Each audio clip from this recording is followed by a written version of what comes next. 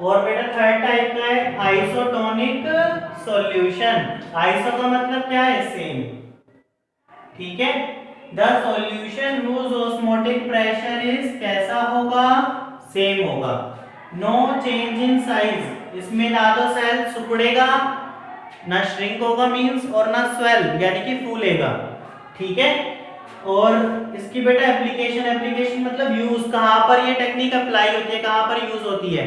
तो बेटा जब डॉक्टर हमारे इंट्रावीनस इंजेक्शन लगाता है, इंट्रावीनस इंजेक्शन, इंट्रावीनस मतलब जो वेन्स के अंदर लगते हैं, ब्लड स्ट्रीम में लगते हैं हमारी, तो बेटा उसमें डॉक्टर चेक करता है ऐसे करके कि उसकी कंसंट्रेशन हमारे ब्लड के कंसंट्रेशन के अकॉर्डिंग है या नहीं है। अगर बेटा उसकी कंसंट्रेशन कम ज्यादा हुई तो सेल्स फूल भी सकते हैं, सिकुड़ भी सकते हैं। ठीक है। तो उसकी जो सॉल्यूशन की कंसंट्रेशन है वो सेम होनी चाहिए हमारे ब्लड की जितनी। नहीं होती सेम तो वो उसमें पानी मिलाकर, एक लिक्विड साइड में आता है, उससे मिलाकर फिर इंजेक्शन लगाता है वो। तो बेटा जितने भी इंट्रावेनस इंजेक्शन होते हैं उनकी कंसंट्रेशन कैसी रहनी चाहिए? सेम रहनी चाहिए। ठीक है।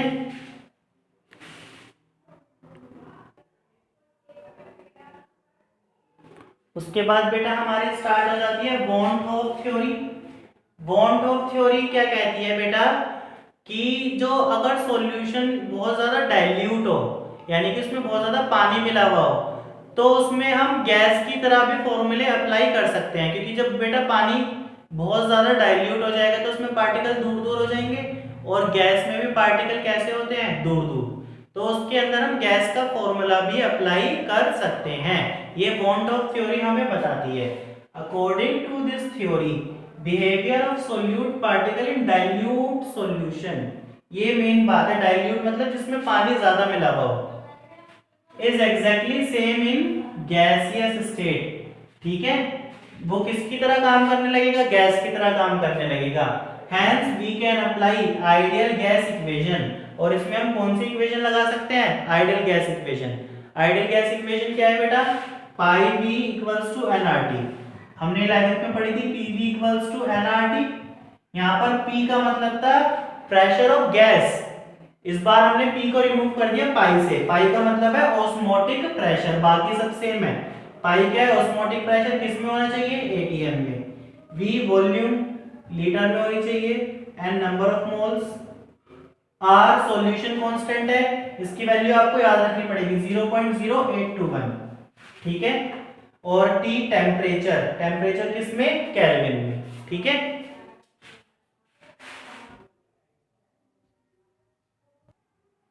इसके ऊपर बेटा न्यूमेरिकल देखो, calculate the osmotic pressure when 20 gram of glucose dissolve in 1 litre of solution. ठीक है। At 20 degree Celsius osmotic pressure निकालना है, मतलब हम लोगों को क्या पकड़ना है, क्या निकालना है? Pi osmotic pressure when 20 gram, W दे रखा है 20 ग्राम ऑफ ग्लूकोज, ग्लूकोज का एम मुझे पता है 180 है ना, dissolve in 1 litre of solution, volume दे रखी है 1 लीटर, टेम्परेचर 20 डिग्री सेल्सियस, और इसमें हम 273 यदि ऐड कर लेंगे कितना आ जाएगा? 293 केल्विन। और आर हम लोगों को याद रखना पड़ता है 0.0821। ठीक है। फॉर्मूला अप्लाई करते हैं, pi B equals to N R T. इन दोनों की मदद से n निकल जाएगा। n का फॉर्मूला क्या होता है? W अपॉन m, यानी कि 20/180। वैल्यू पुट करो, पाई निकालना है, v की जगह बिल्कुल सही 1, ये रहा, n की जगह ये रहा 20/180। चाहे सॉल्व करके रख लो चाहे डायरेक्ट रख लो। r की जगह 0.0821 और टेम्परेचर की जगह 293। इसका बेटा आप मुझे आंसर बताएंगे कमेंट सेक्शन में, एटीएम में इसका आंसर आएगा। ठीक है।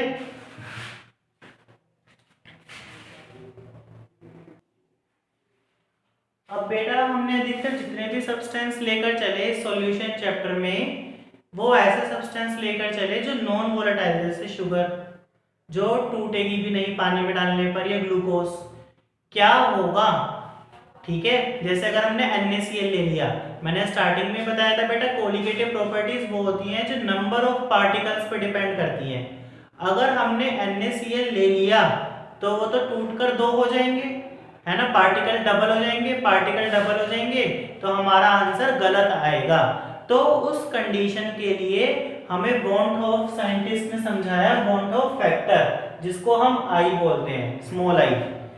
इससे हम पता लगा सकेंगे कि कैसे जो पार्टिकल्स पानी में डालने पर टूटते हैं या जुड़ते हैं, उनके लिए आंसर्स कैसे निकाला जाए। ठीक है, ये क्या है bond of factor I? It is the ratio of actual molar mass and observed molar mass. वास्तव में मोलर मास कितना है और कितना हमें ऑब्जर्व हो रहा है, दोनों का रेशियो। ऑब्जर्व मोलर मास की जगह बेटा हम एब्नॉर्मल वर्ड भी यूज कर सकते हैं, एब्नॉर्मल मोलर मास। ये आपको दोनों ही बातें जब समझ में आएंगी न्यूमेरिकल करेंगे। ठीक है, एक्चुअल वाला कौन सा होगा और ऑब्जर्व्ड वाला कौन सा होगा।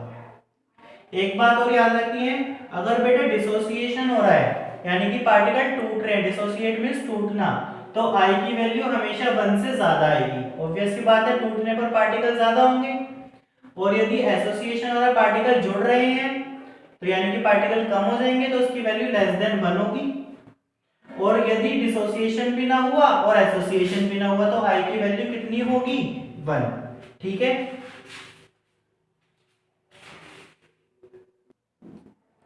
अब मान लो बेटा डिसोसिएशन के लिए न्यूमेरिकल आ गया, तो उसमें हमें अल्फा निकालना पड़ेगा। अल्फा क्या है? डिग्री ऑफ डिसोसिएशन, कि कितना डिग्री, कितनी मात्रा में वो टूट रहा है, डिसोशिएट हो रहा है।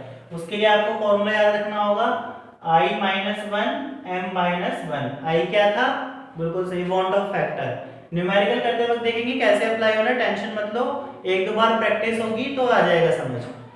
ठीक है, अल्फा क्या है? डिग्री ऑफ डिसोसिएशन, और एम क्या है? Number of particles formed after dissociation, टूटने के बाद कितने पार्टिकल्स बन रहे हैं, डिसोसिएट हो रहे हैं। जैसे कि एग्जांपल NaCl है, एक Na और एक Cl, तो m कितना हो जाएगा? 2। ठीक है, नंबर ऑफ पार्टिकल्स है ना, कितने पार्टिकल बन रहे हैं। अब K2SO4 में 2K हैं, ये शुरू वाला नंबर देखते हैं, यहाँ पे कुछ नहीं तो 1 होगा ना, और 1SO4 है, टोटल कितने हो गए? 2 और 1 3। अब यहाँ पर ये K4FeCN6 टूटकर 4 तो K बन रहे, यहाँ पे कुछ नहीं है तो 1 होगा, 4 और 1, m की वैल्यू कितनी आ गई? 5। तो अगर बेटा एसोसिएशन के न्यूमेरिकल आ गया, उसके लिए फॉर्मूला होगा alpha equals to I - 1 upon 1 upon m - 1। यहाँ पर अल्फा क्या होगा? डिग्री ऑफ एसोसिएशन, और m क्या होगा? Number of particle which get associate. Associate मतलब जो जुड़ रहे हैं। ठीक है, जैसे एग्जांपल है बेटा 2CH3COOH, एसिटिक एसिड, कि अगर दो मॉलिक्यूल आपस में जुड़ेंगे तो एक एसिटिक एसिड का मॉलिक्यूल कंबाइन होकर वो डाइमर बना लेगा, यानी कि एक ही मॉलिक्यूल बन जाएगा। तो यहाँ पर बेटा m की वैल्यू क्या होगी? 2, क्योंकि 2 मॉलिक्यूल जुड़ रहे थे। ऐसे आपको कोई भी सब्सटेंस दे दे, अगर 3 मॉलिक्यूल कोई भी सब्सटेंस X है तो उसकी m की वैल्यू क्या हो जाएगी? 3। एक बात और ध्यान रखनी, न्यूमेरिकल करते वक्त ग्लूकोज है, यूरिया है, इनकी वैल्यू आई की हमेशा 1 रहेगी, क्योंकि ना तो ये टूटते ना जुड़ते।